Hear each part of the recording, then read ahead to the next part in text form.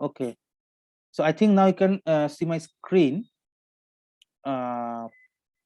Now what we'll discuss some mathematical aspects and some chemical aspects of fluorescence and phosphorescence spectroscopy. Now the mathematical and chemical aspects আমরা একদম easy করে দেখে নিই ব্যাপারটা, ঠিক আছে? আমি স্লাইড গুলো সমস্ত গুগল ক্লাসরুমে শেয়ার করে দেবো, কোনো অসুবিধা নেই। আগে ইজি করে ব্যাপারটা দেখে নিই যে ম্যাথমেটিক্যাল অ্যাসপেক্টসটা কি করে আসছে আমার এখানে, ঠিক আছে? এটার জন্য আমি এইটা তোমাদের আমি শেয়ার করব। This is an extract, this is the chapter of the fluorescence spectropluorimetry or fluorescence spectroscopy from Beckett and Stenlake volume 2, ঠিক আছে? Beckett and Stenlake volume 2. This chapter is a very good one to make you understand a lot of things about the fluorescence spectroscopy. First, we are coming to the quantitative aspects or the mathematical aspects of fluorescence spectroscopy, ঠিক আছে? First যেটা আমাদের জানতে হবে সেটা হচ্ছে quantum yield of fluorescence. What is quantum yield of fluorescence? Quantum yield of fluorescence মানে হচ্ছে, দেখো যে পরিমাণ এটা দেখা গেছে যে পরিমাণ তোমার আমরা অলরেডি একটা জিনিস দেখেছি যে incident light fluorescence spectroscopy generate করছে আর যে এমিটেড লাইট হচ্ছে দুটো আলাদা, রাইট? এমিশন ওয়েভলেংথ আর ইনসিডেন্ট ওয়েভলেংথ দুটো আলাদা। তার মানে এমিশন ওয়েভলেংথের যে ইন্টেন্সিটি আর ইনসিডেন্ট রেডিয়েশনের যে ইন্টেন্সিটি দুটো আলাদা। এখন যদি তোমার I0, if I0 is the original incident radiation intensity and IT is the original transmitted radiation intensity, বা ট্রান্সমিটেড মানে যেটা ফাইনালি আসছে, তাহলে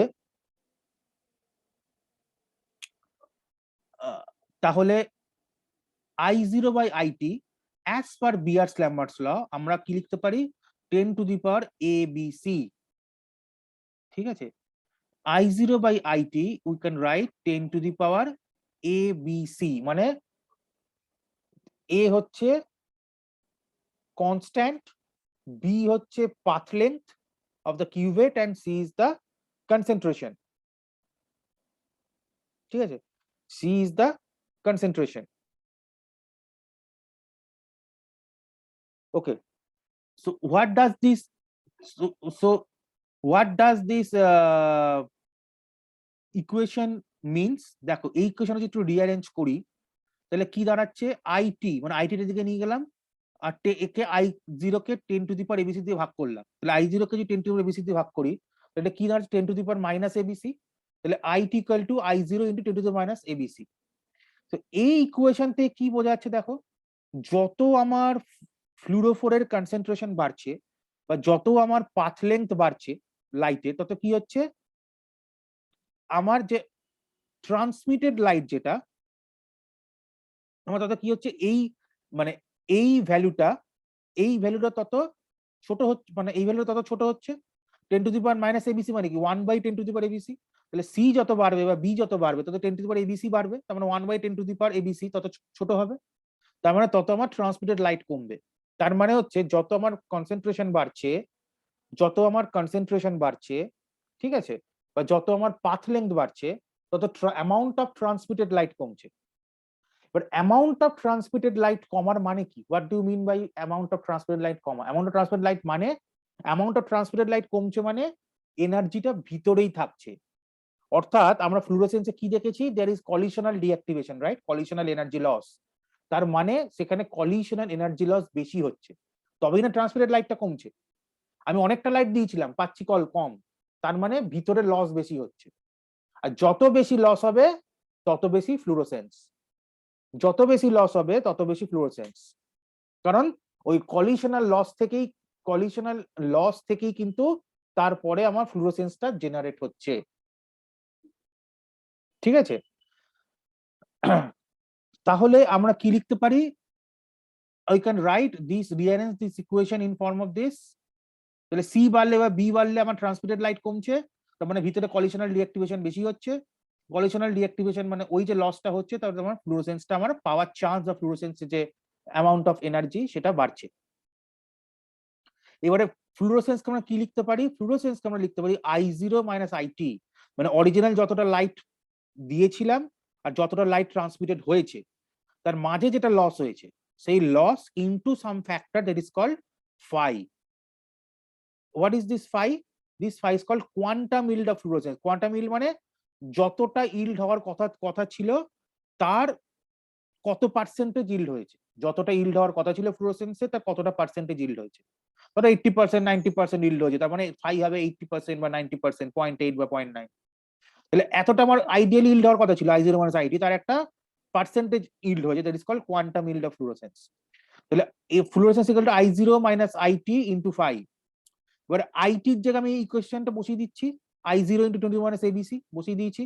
তাহলে I0 যদি কমন নিই তাহলে I0 বাইরে চলে এলো, তো 1 minus 10 to the power minus ABC। এবার 10 টু দি পাওয়ার থেকে আমি ই সিরিজে চলে গেলাম। এবার 10 থেকে ই সিরিজে আমরা যেতে গেলে জানি যে আমরা একটা 2.303 ফ্যাক্টর থাকে, মানে 10 equal to E to the power 2.303। তাহলে 10 এর জায়গায় ই টু দি পাওয়ার 2.303 বসিয়ে দিচ্ছি, আর লাস্টে 03টার এখানে নেই, জাস্ট 2.3। তাহলে 10 এর জায়গায় আমি ই টু দি পাওয়ার 2.3 বসিয়ে দিচ্ছি, তাহলে কি দাঁড়াচ্ছে? তাহলে E to the power minus 2.3 ABC phi। এইবারে this is becoming an exponential series. এবার এক্সপোনেনশিয়াল ই মানে আমরা কি জানি 1 প্লাস এক্স প্লাস, এটা হচ্ছে ই টু দি পাওয়ার এক্স। যদি ই টু দি পাওয়ার এক্স হয় তাহলে E to the power x মানে কি 1 plus x plus x square by factorial 2 plus x cube by factorial, চলতে ইনফাইনাইট সিরিজ।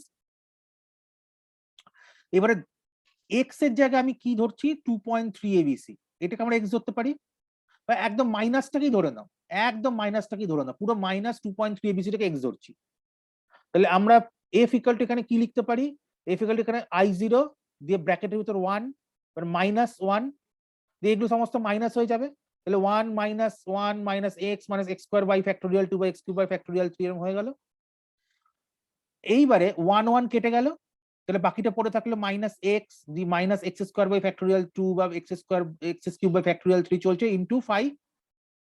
এইবারে এক্স এর জায়গায় আমি 2.3, এবার এক্স এর জায়গায় আমরা এক্স কি ধরেছিলাম মাইনাস 2.3 ABC, তাহলে এক্স এর জায়গায় আমি মাইনাস 2.3 ABC বসিয়ে দিচ্ছি।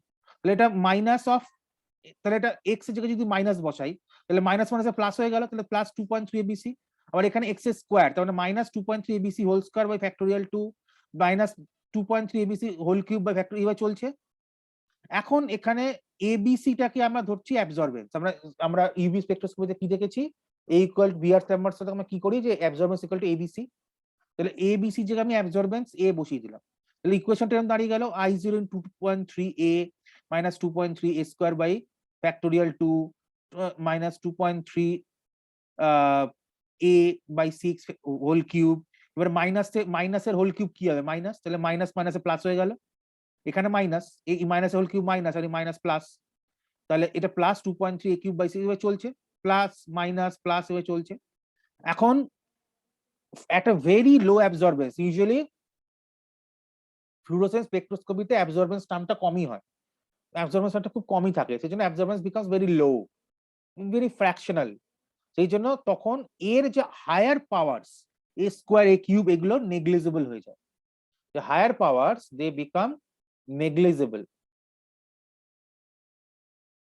ঠিক আছে, they become negligible।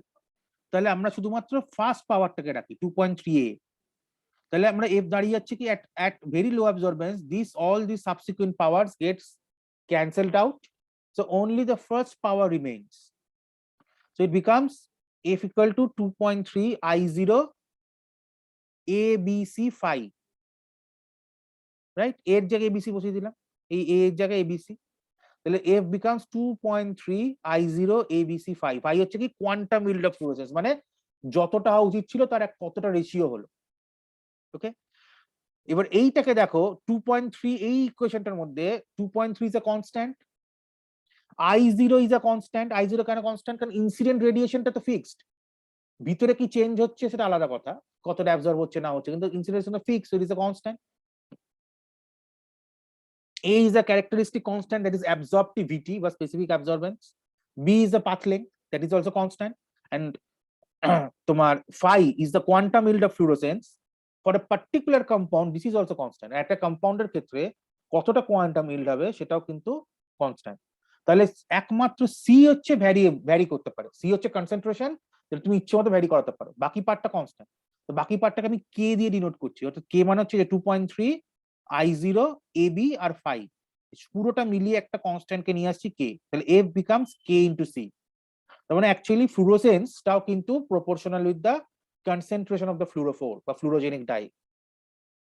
So how we are coming to F equal to Kc, বা what is the significance of quantum yield of fluorescence, what is the significance of this concentration, then we can clearly see from this small mathematical derivation.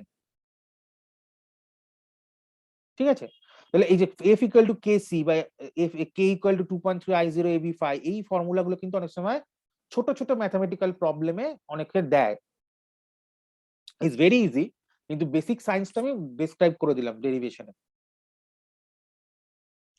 ঠিক আছে, ওই একদম I0/IT বা I0/I = 10 to the power ABC, just এখান থেকেই তোমার চলে আসবে আর কি।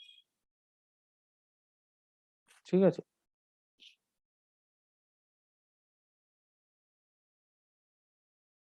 আচ্ছা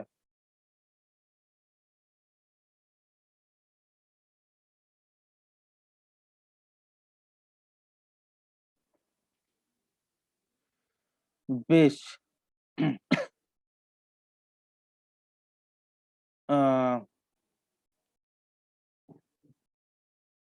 এবার হচ্ছে আর কিছু এবারে ফ্যাক্টরস, কেমিস্ট্রি ফ্যাক্টরস বা কার কিছু ফ্যাক্টরস আমাদের একটু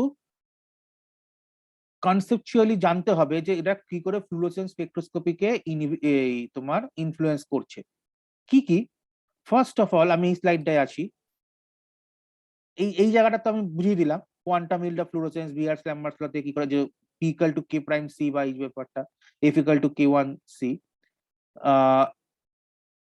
এই জায়গাটা, এই যে how factors affecting fluorescence and phosphorescence. Number A, the molecules having conjugated double bonds are particularly suitable for the study. যেসব মলিকুলের মধ্যে কনজুগেটেড ডাবল বন্ড থাকে তারা ফ্লুরোসেন্স বা ফসফোরেসেন্স শো করার একটা টেন্ডেন্সি দেখায়, কারণ ডিলোকালাইজেবল পাই ইলেকট্রনস, এই যে ইলেকট্রন মুভমেন্ট ইউভির মতোই কেস, যে যাদের ক্ষেত্রে ইলেকট্রন মুভমেন্ট বেশি হবে তার ইলেকট্রন স্পেকট্রাম বেশি দেখাবে। Substituents often exhibit a marked effect on luminescence of molecules. Substituent একটা বড় রোল আছে, কি রোল, দু রকম সাবস্টিটিউয়েন্ট হতে পারে। ঠিক আছে, একটা হচ্ছে ইলেকট্রন উইথড্রয়িং, একটা হচ্ছে ইলেকট্রন ডোনেটিং, একটা প্লাস আই এফেক্ট বলা, প্লাস এফেক্ট মানে ইলেকট্রন ডোনেটিং, একটা মাইনাস আই এফেক্ট বলা ইলেকট্রন উইথড্রয়িং। ইলেকট্রন উইথড্রয়িং এর মধ্যে যেমন কার্বক্সিল বা carboxyl derivatives, acid, ester, amide, blah blah, aldehyde, ketone, nitro, diazo, halide হচ্ছে ইলেকট্রন উইথড্রয়িং। আর ডোনেটিং এর মধ্যে ইলেকট্রন রিচ যেগুলো NH2, OH, OCH3, হ্যাঁ NH2 বিভিন্ন derivative, NR2, N methyl, SO3H, এই সমস্ত এইগুলো হচ্ছে ইলেকট্রন ডোনেটিং, OH, OR। তো ইলেকট্রন ডোনেটিং গ্রুপস আছে না ইলেকট্রন উইথড্রয়িং গ্রুপস আছে, তার উপর কিন্তু ফ্লুরোসেন্স আর ফসফোরেসেন্সের একটা ডিফারেন্স আসে। কিরকম আসে, যে সমস্ত সাবস্টিটিউয়েন্ট মলিকুলে বা ফ্লুরোফোরে ইলেকট্রন ডেনসিটি বাড়ায়, আবার বলছি যে সমস্ত সাবস্টিটিউয়েন্টস তোমার ফ্লুরোফোর বা মলিকুলে ইলেকট্রন ডেনসিটি বাড়ায় তাদের ক্ষেত্রে ফ্লুরোসেন্স এমিশনের চান্স বেশি।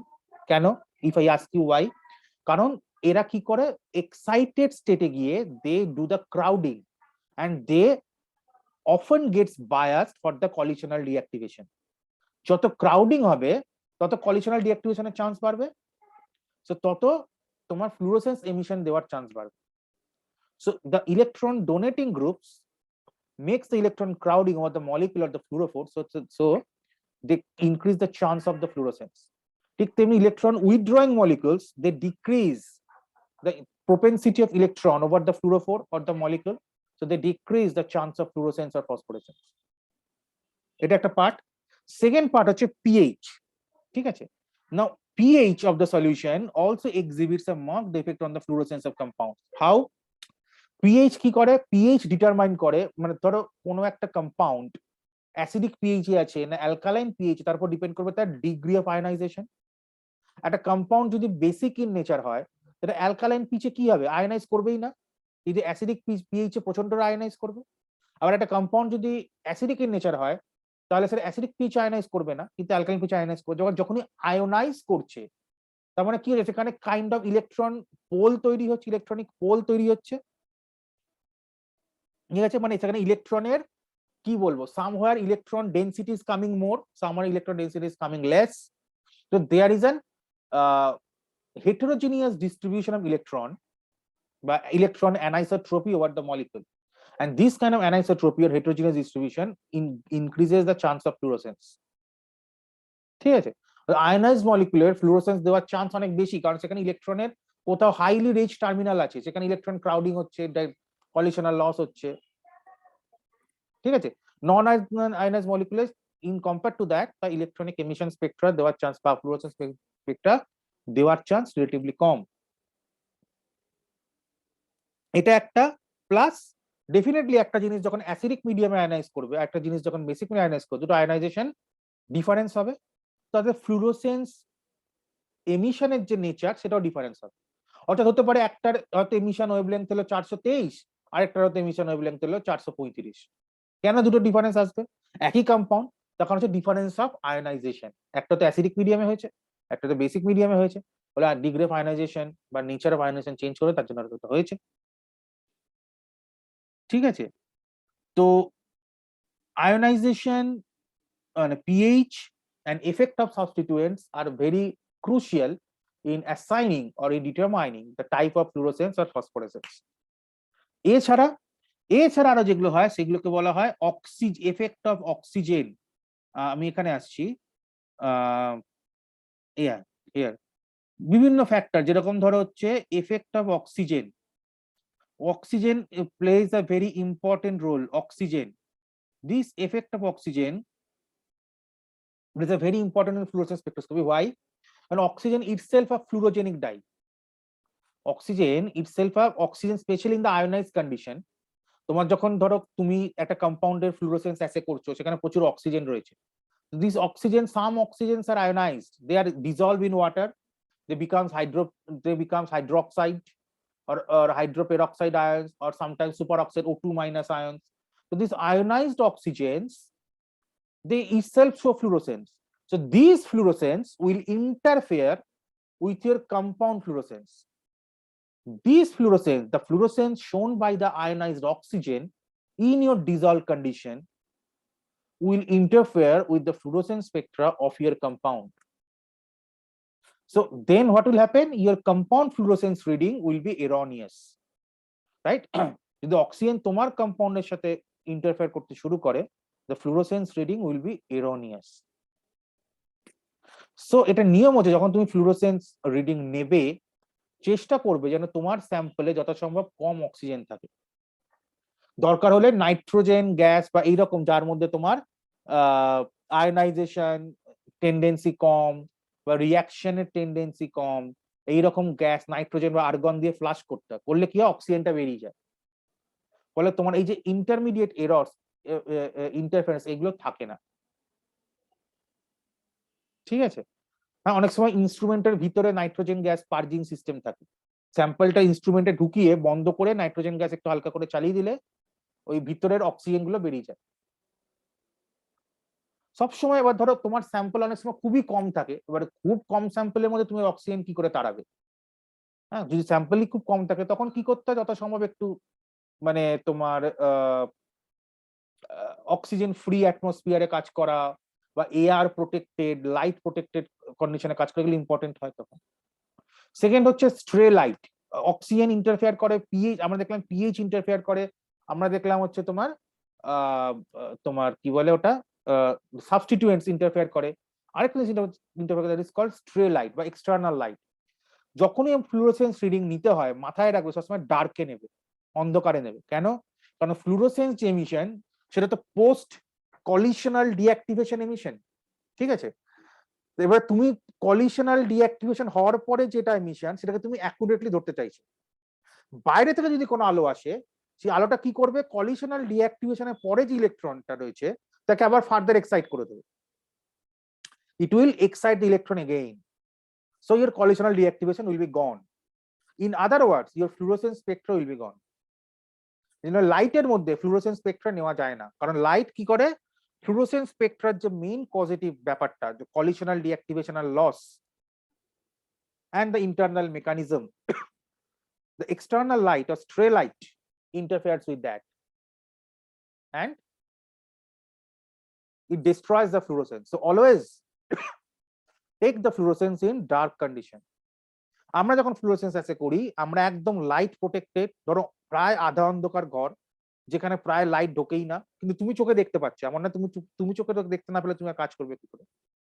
ধরো একটু সন্ধ্যের দিকে রাতের দিকে খুব ডিম লাইট জ্বালিয়ে একটা কোনায় স্যাম্পল প্রিপেয়ার করতে হয় এবং যথাসম্ভব এয়ার প্রোটেক্ট করে অক্সিজেন বেশি না ঢোকে, কুইকলি কাজ করতে হয় যাতে বাইরে থেকে অক্সিজেন কম ঢোকে, দিয়ে ওটাকে অ্যালুমিনিয়াম ফয়েলে মুড়ে দিতে হয় যাতে বাইরে থেকে আবার লাইট না ইন্টারফেয়ার করতে পারে।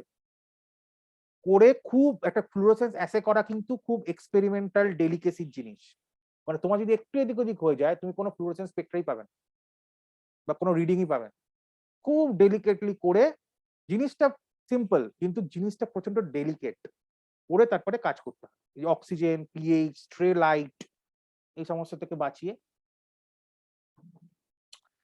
আরেকটা জিনিস যেটা হয় সেটা হচ্ছে যেমন temperature also, temperature can increase the deactivation of the excited molecules. Temperature তুমি বাড়াই কি হবে, মলিকিউলের মধ্যে ভাইব্রেশনাল লস বেশি হবে, মানে ভাইব্রেশনাল মোশন বেশি হবে, ব্রাউনিয়ান মোশন বেশি হবে। ব্রাউনিয়ান মোশন বেশি হওয়ার কারণে মলিকিউল ধাক্কাধাক্কি বেশি করবে, there will be more loss due to the excited temperature and this will hamper the fluorescence spectra. তুমি তো অতিরিক্ত লস চাও না, তুমি যেটুকু লস হওয়ার দরকার ফর দ্য মলিকুলার প্রপার্টি তুমি সেটাই চাও। টেম্পারেচার যদি বেশি হয় তো অতিরিক্ত লস দিলে আমরা কি হবে, that will make the fluorescence reading erroneous. So সবসময় ফ্লুরোসেন্স রিডিং নিতে হয় লো টেম্পারেচারে, অ্যাটলিস্ট এয়ার কন্ডিশন রুমে বা ধরো 22 থেকে 24 ডিগ্রির মধ্যে, যেখানে অতিরিক্ত ব্রাউনিয়ান মোশন নেই, ঠিক আছে। এবং moderately viscous solvent, high viscous সলভেন্টে কি হবে, হাই ভিসকাস সলভেন্ট মানে সেখানে আবার কলিশনাল লস বেশি because the solvent is sticky in nature. তো সবসময় মডারেটলি ভিসকাস সলভেন্টে লো টেম্পারেচারে ফ্লুরোসেন্স রিডিং নিতে হয়। আরেকটা জিনিস হচ্ছে this is called quencher. What is quencher? Quencher মানে হচ্ছে which absorb the fluorescence. Some functional groups or some molecules are there which absorbs the fluorescence. অর্থাৎ ধরো তুমি তোমার একটা কম্পাউন্ডের অ্যাসে করছো, এক্স কোনো ডাই দিয়েছো, কিছু দিয়েছো, অ্যাসে করছো, তার সাথে এমন কোন একটা কিছু ইম্পিউরিটি মিশে গেল যেটা তোমার ফ্লুরোসেন্স স্পেকট্রাটাকে যেটা এমিট হচ্ছিল ফ্লুরোসেন্স স্পেকট্রা সেটাকে অ্যাবজর্ব করে নিল। হতেই পারে। If the two fluorophores remain within a very close distance, one fluorophore can absorb the fluorescence emission of the another fluorophore. ঠিক আছে? Then what you will get nothing. তুমি কোনো fluorescence spectra পাবে না because the fluorescence spectra is getting absorbed by the second fluorophore. This is called quenching and the substance is called quencher, যেরকম quinine. ঠিক আছে? Quinine quinine hydro H2SO4 এ fluorescence দেয়। Quinine হচ্ছে একটা, আমরা জানি quinine is a drug, anti malarial drug, quinoline nucleus. Quinine shows high amount of fluorescence in H2SO4 but it doesn't show fluorescence in HCl. Why? Because HCl এ যে chloride থাকে, ক্লোরাইডটা কোয়েঞ্চারে কাজ করে, ও যে কুইনিনের যে fluorescence radiation it absorbs and so you'll not get anything at HCl. ঠিক আছে? তো এদেরকে এই ঘটনাটাকে বলা হয় ইনার ফিল্টার এফেক্ট। এই যে আমি দেখাচ্ছি এটা, it is called inner filter effect. This quenching is called inner filter effect. এই কুইঞ্চিং ইনার ফিল্টার দু রকম হয়, ঠিক আছে। একটাকে বলে কলিশনাল কোয়েঞ্চার, একটাকে বলে স্ট্যাটিক কোয়েঞ্চার। কলিশনাল কোয়েঞ্চার মানে যখন সেকেন্ড ফ্লুরোফোরটা due to its collisional nature with the first fluorophore, due to some collision it destroys the fluorescence emission of the first fluorophore. Due to the collisional effect, the second fluorophore, when it comes to place and destroys the fluorescence of the first fluorophore, it's called the collisional quencher. And what is static quencher? Static quencher is that when the second compound or second fluorophore forms a complex with the first fluorophore. When the second fluorophore or second compound forms a complex with the first fluorophore, so that the fluorescence emission characteristics of the first fluorophore is gone, is destroyed, then it is called static quencher. Okay, so collisional quencher, static quencher. আরেকটা কি effect আছে? Scattering effect. What is scattering effect? যদি তোমার fluorescence যে as করছো, তোমার compound যে সলিউশনে তুমি ডিজলভ করেছো, করে তুমি ফ্লুরোসেন্স অ্যাসে করছো, সেখানে যদি কলয়েড বিগ পার্টিকলস থেকে যায়, if something is not present as a solution rather as a colloidal suspension, then your fluorescence spectrum will be destroyed. Why? Because the colloidal particles do a lot of scattering. সেটা UV তেও সত্য। UV যে solution আমরা মাপি, সেখানে যদি colloidal particles থেকে যায়, তাহলে সেটা কিন্তু তোমার লাইটটাকে অ্যাবজর্ব করার জায়গায় স্ক্যাটার করে দেবে, so you will not get anything. The same thing is present here also. ঠিক আছে? তো এই স্ক্যাটারিং দু রকম হয়। একটা ডিরেক্ট বড় বড় মলিকিউল, বড় বড় পার্টিকেল থেকে হয়, ধরো কলয়েডাল পার্টিকেল যদি কিছু থেকে, ধরো অ্যাগ্লোমারেট বা অ্যাগ্রিগেটেড পার্টিকলস থেকে গেল, বা ধুলো বালি ডাস্ট থেকে গেল, গ্রেনস থেকে গেল, this are all colloidal particles. এদের থেকে যে স্ক্যাটারিং হয় তাকে বলে টিন্ডাল স্ক্যাটারিং। আমরা টিন্ডাল এফেক্ট পড়েছি আগে, যখন আমরা ওই সালফিউরিক অ্যাসিডের প্রোডাকশন প্রসেস, চেম্বার প্রসেসে পড়েছি। তো Tyndall effect, this called Tyndall scattering. আর এই স্ক্যাটারিং যদি মলিকুল থেকে, অনেক সময় অনেক মলিকুল থাকে যেগুলোর মধ্যে মানে হাইলি বাল্কি ইলেকট্রনিক গ্রুপ থাকে। Those highly bulky electronic groups often, instead of absorbing, they scatter the light. This is called Rayleigh scattering. So this is Tyndall scattering and this is Rayleigh scattering. ঠিক আছে? আরেকটা scattering হয়, that is called Ramon scattering. Ramon scattering arises from the conversion of some incident radiation into vibrational and rotational energy by the solvent molecules. Okay, the resultant scattered light is of lower energy and consequently of longer wavelength. Ramon scatter by solvents is usually weak compared to the fluorescence in the sample, but may be significant when the fluorescence of a very dilute solution is measured at a wavelength coincident with the Ramon scattered band. এই দুটো Rayleigh আর Tyndall scattering মানে একরকম scattering, Raman scattering. Raman scattering কি হয়? Solvent যে molecule, solvent মলিকুলগুলোর উপর light পড়লে solvent molecule যেটা এক্সাইটেড হয়ে যায়। কেন? তার মধ্যে কিছু ভাইব্রেশন আর রোটেশন এনার্জি চলে আসে। বাট সেটা যখন এক্সাইট হয়, সে নিজে লাইট স্ক্যাটার করতে শুরু করে, সে কিছু এমিট করতে শুরু করে। ওই এমিশন স্ক্যাটারিংটাকে বলা হয় রামন স্ক্যাটারিং। এবার এই রামন স্ক্যাটারিং যদি কোনোভাবে অরিজিনাল ফ্লুরোসেন্স এমিশনের সাথে মিশে যায়, তাহলে it will make the original fluorescence emission erroneous. Ramon scattering given by the solvent molecule at excited state, if it mixes with the original fluorescence emission, it is destroyed. যেমন সমুদ্রের জল নীল হয় কেন? সমুদ্রের জল নীল হয় because of this Raman scattering. সমুদ্রের জল থেকে ও যে সমুদ্রের জল এক্সাইটেড হয়ে যে লাইট এমিট করে, that is the blue region. Definitely তুমি সেখান থেকে কোনো ফ্লুরোসেন্স এমিশন দিনের বেলায় পাবে না, কিন্তু সমুদ্রের ফ্লুরোসেন্স তুমি কখন পাবে? রাতে। রাতে বেলা আমরা সমুদ্রে অনেক সময় দেখবে ফ্লুরোসেন্স মানে কিছু ফসফরাস জ্বলছে বা এরকম কিছু দেখি। কেন দেখি? কারণ রাতের সমুদ্রে কিন্তু ওই ব্লু রামন স্ক্যাটারিংটা থাকে না, ওটা দিনের বেলায় সূর্যের আলো পড়লে তখনই হয়। রাতের বেলা অন্ধকারে থাকে। রাতের বেলা কিন্তু ফসফরাসেন্স বা ফ্লুরোসেন্স তুমি সমুদ্রের জলে দেখতে পাবে। প্রচুর ফসফরাস থাকে সমুদ্রের জল, কিন্তু দিনের বেলা তুমি দেখতে পাবে না, because of the destroying of the fluorescence by the Raman scattering. ঠিক আছে? তো এইগুলো প্রত্যেকটা খুব ইম্পর্টেন্ট ক্রুশিয়াল ফ্যাক্টর। আমি অ্যাপ্লিকেশন বলে দিয়েছি। We are almost on the last minute of our class. সবই প্রায় বলে দিয়েছি, একটাই শুধু বাকি আছে, instrumentation. I think instrumentation is nothing, আমার বলে দেওয়ার কিছু নেই। ওই একই রকম ইউভির মতন ব্যাপার। ওই তোমার লাইট একটা সোর্স থাকে, ইউভির যে সোর্স, তোমার ডয়টোডিয়াম ডিসচার্জ ল্যাম্প বা টাংস্টেন ল্যাম্প বা এই ধরনের সোর্স থাকে। কিন্তু ফ্লুরোসেন্সের ক্ষেত্রে ব্যাপার, ফ্লুরোসেন্সের মাল্টিপল ফিল্টার থাকে। কারণ ফ্লুরোসেন্সে তোমার তো এমিশন আর এক্সাইটেশন চুজ করতে হয়। তো এমিশন এক্সাইটেশন চুজ করতে গেলে ওই যে মনোক্রোম্যাটার বা filter, that function is very important. বিভিন্ন রকম ফিল্টার ফ্লুরোসেন্সের মধ্যে থাকে। তোমার ধরো 423 ন্যানোমিটার দরকার, তুমি ওখানে একটা ফিল্টার চুজ করে 423 ন্যানোমিটার, সঙ্গে সঙ্গে 423 ন্যানোমিটার ওয়েভলেন্থটাই স্যাম্পলের মধ্যে দিয়ে পাঠাবে। আবার ধরো তোমার এমিশন দরকার 525 ন্যানোমিটার, তো তুমি যে এমিশন ওয়েভলেন্থ তুমি ওখানে চুজ করলে 525, সঙ্গে সঙ্গে 525 এর যে মনোক্রোম্যাটার ওটা অ্যাক্টিভ হয়ে গেল, ওটা এমন একটা অ্যাঙ্গেলে চলে এলো যে 525 ন্যানোমিটার ওয়েভলেন্থটাই তোমার স্যাম্পলের থ্রু দিয়ে পাঠাবে। তো দেয়ার আর লট অফ যেটা এক্সট্রা থাকে, যাচ্ছে বিভিন্ন রকম ফিল্টার তোমার ফ্লুরোসেন্স স্পেকট্রোস্কোপি যে ইনস্ট্রুমেন্ট তার মধ্যে থাকে।